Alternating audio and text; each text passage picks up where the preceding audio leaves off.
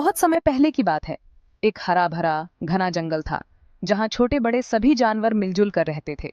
वहां शेर, हाथी, बंदर, खरगोश, हिरण, भालू और पक्षियों की कई प्रजातियां रहती थीं। जंगल में एक अद्भुत संतुलन था। सभी जानवर अपनी अपनी भूमिकाएं निभाते थे, जिससे जंगल में शांति बनी रहती थी। इसी जंगल में एक घमंडी सियार भी रहता था। उसका नाम भूरा था। भूरा अपनी चालाकी और ताकत पर बहुत गर्व करता था। वह सोचता था कि पूरे जंगल में उससे तेज, चतुर और शक्तिशाली कोई नहीं है। वह हमेशा अपने से छोटे और कमजोर जानवरों का मजाक उड़ाता था और उन्हें तुच्छ समझता था।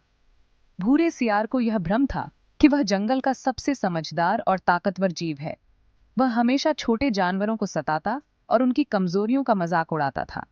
खासकर चींटियों को देखकर वह हंसता और कहता, अरे ये नन्ही नन्ही चींटियां, इनका क्या काम, बस दिन भर कतार में चलती रहती है। इनका जीवन कितना बेकार है। जब भी वह चींटियों के समूह को देखता तो उनकी कतार को तोड़ देता और उनके घोंसले को तहस नहस कर देता।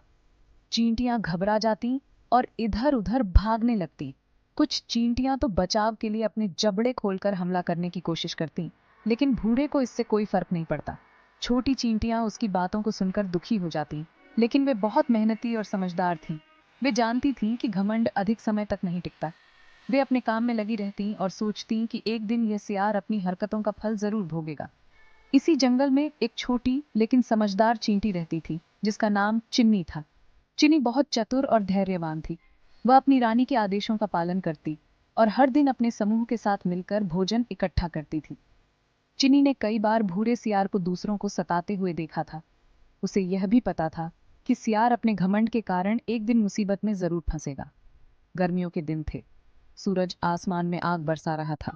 जंगल में हर कोई छांव ढूंढ रहा था। झील का पानी भी थोड़ा सूख चुका था। भूरे सियार को भी बहुत गर्मी लग रही थी, इसलिए वह एक बड़े पेड़ के नीचे जाकर आराम करने लगा। ठंडी छांव में लेटे लेटे भूरे की आंखें झपकने लगीं और धीरे धीरे वह गहरी नींद में चला गया। ये देखकर चिन्नी को एक अच्छा मौका नजर आया। उसने सोचा, अब समय आ गया है कि इस घमंडी सियार को सबक सिखाया जाए। चिन्नी तेजी से दौड़ी और सियार की नाक के अंदर घुस गई। सियार अचानक जाग गया और महसूस किया कि उसकी नाक में कुछ हलचल हो रही है। पहले तो उसने सोचा कि यह कोई सपना है, लेकिन जब उसे तेज गुदगुदी और जलन महसूस हुई तो वह बुरी तरह घबरा गया। अरे, मेरी नाक में कुछ घुस गया, बचाओ, ये क्या हो रहा है? वह चिल्लाने लगा।